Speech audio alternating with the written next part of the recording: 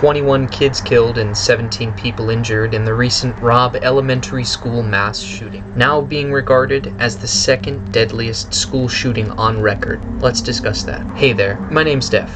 And in light of this most recent incident in a seemingly endless stream of school and mass shootings, I wanted to open a discussion about the incident and some potential solutions we should consider for the future.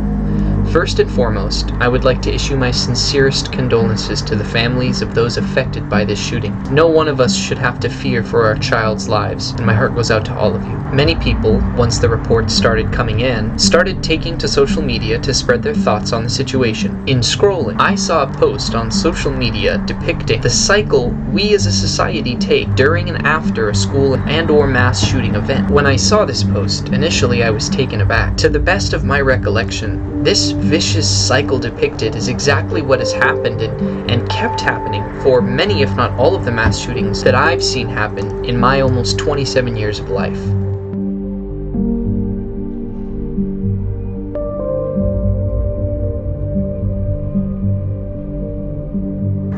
Number 1. Mass shooting, school shooting, mass casualty event occurs.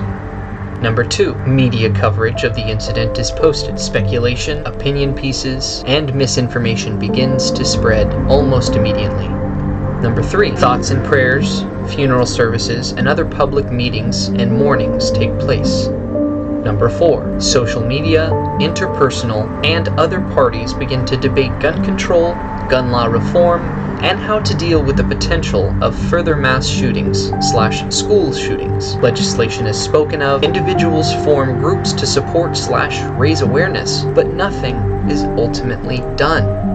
Number 5. The action phase, left blank because no action is taken. Number 6. Shooter is shown in an orange gown and given a sentence. Assurances are provided by local, state, and federal government agencies, law enforcement, and public figures. And then, whether it be because of the latest iPhone or election, everyone goes back to their individual concerns, puts the event that just took place out of mind, and revert back to their normal, of course, aside from those close relatives and victims of the incident. When discussing the situation and how to stop future school shootings, there are typically 2 trains of thought. 1. Total gun law reform, gun removal, purchase/ownership restriction. We will name this thought the gun ban method. Number 2. Increase of gun availability, implementation of guns in school. We will call this the more guns method. Now, both have their pros and cons. Some would argue one is better than the other, or that one does not truly solve the issue at hand while the other would. I'm not a scientist, or a mathematician, or engineer, nor an astronaut, nor do I know with any certainty how to fix the school shooting situation in our country. I am merely obtaining facts and relaying what I believe to be reasonable opinions and potential solutions. Here's some pros and cons for each train of thought. Some points argued in favor of the gun ban method are: it would make the obtaining of firearms for would-be criminals, murderers, or mass shooters more difficult. A more detailed and thorough psych evaluation would help to better identify eligibility for gun ownership. Registry would identify gun owners, leading to easier identification of threat level to law enforcement, government agencies, etc. And firearm-related deaths would also drop. Some points argued against the gun ban method are: grandfathered and 3D printed or ghost guns would still be in circulation or easily constructed, and short of a door-to-door gun seizure martial law status, it would be completely impossible to remove guns as a threat. If guns were made virtually impossible to own, let's just say for all intents and purposes, all classifications, all calibers, etc. Police and military would be the only entities with access to firearms, which would inevitably lead to further police killings. Some people online argued that even with more strict psych evaluations and age restrictions in place, gunmen like the Robb Elementary School shooter showed no signs of mental distress or illness prior to the shooting, nor did he have any prior criminal record. Some points argued in favor of the more guns method are: making firearms an education course in school. school, educating children of a decidedly appropriate age to maintain and defensively use firearms. This could lead to a comfortability with firearms at a young age, the ability to obtain an assailant's weapon during an incident, or potentially saving other lives. An increase in guns could mean the potential to include armed guards at every school site, along with metal detectors to detect any weapons being brought inside school grounds to ultimately curb the potential of incident. An increase in weapons-wielding school staff by training for school teachers to safely use and maintain a firearm in a school setting to protect their prospective classrooms. Open carry and citizen involvement.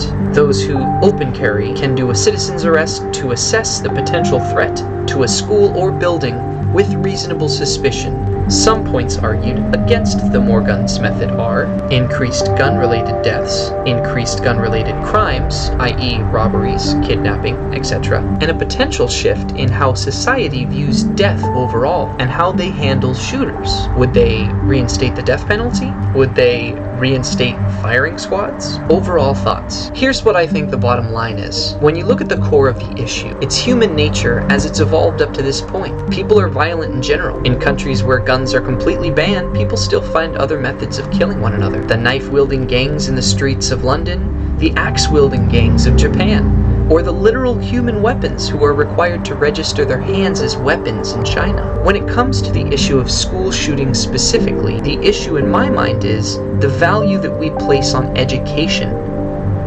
Now, that may sound contrived or far-fetched, but lend me a moment to explain my thought process. Our school system as it stands teaches incorrect or incomplete history of our nation and the world we live in today, does not prepare students for the realities of adulthood, such as car maintenance, paying taxes, or how to balance a checkbook, and consistently spend countless time and money on subjects such as hours of standard school days, whether to feed children out of the budget or not. Instead of spending money elsewhere, I feel the best course of action would be to invest as much of our governmental and state resources to make school not only a place where the young can learn to survive, but can be safe whilst doing so. For those scared to consider the consequences of taking immediate action, just know that the chances of this happening to your family are slim, but never none, I think. Rather than even thinking about guns at this point, the argument almost becomes whether we should be focusing on making schools into fortresses. Bulletproof windows, solid metal doors, gated grounds,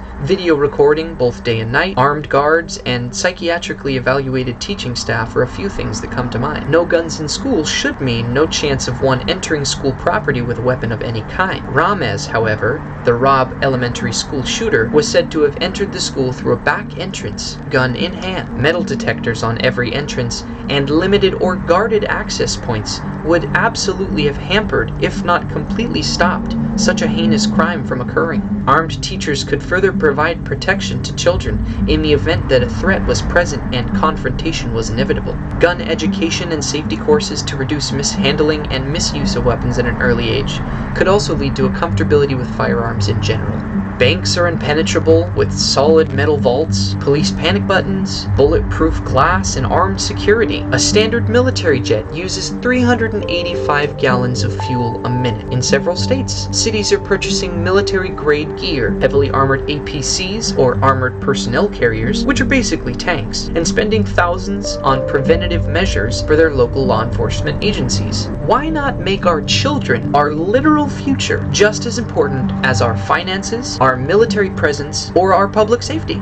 Even cannabis dispensaries have security measures in place. Listen, to those afraid of guns and the violence people cause with them, just know that I understand where you're coming from, but also know that the world you fear is already upon us. It is becoming more and more normal to see school shootings, and mass casualty events in the news. None of us ever think it would happen to us until it does. I don't know. These are just some thoughts. What are your thoughts on the situation? And more importantly, what are some potential solutions? The mental health discussion is in another discussion for another video entirely, but absolutely plays a role in all of this. Be sure to take care of yourself, seek help, or to hear someone else's voice before making any decisions that could affect yours or other lives. Thank you all so much for listening. Have a great rest of your day, and tip your waiter. This is Def, signing off.